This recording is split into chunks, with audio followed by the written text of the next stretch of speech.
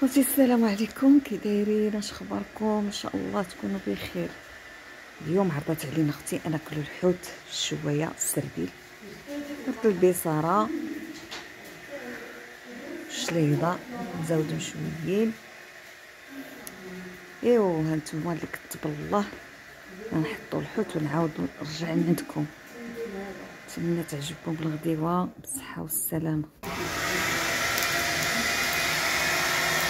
ما فيها شويه السردين،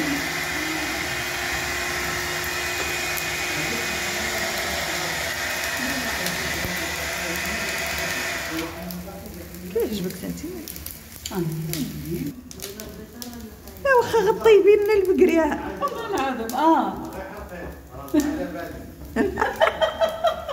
قول لي اختي غير حلقي راني حطيت 4000 صبحت عليها على الصباح.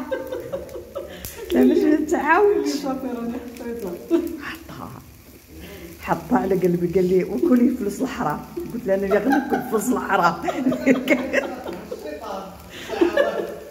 نعم الشيطان. يا خويا ما عقلتش عليك هادي. انا عقلش اختي، تا الفلوس ما نعقلش.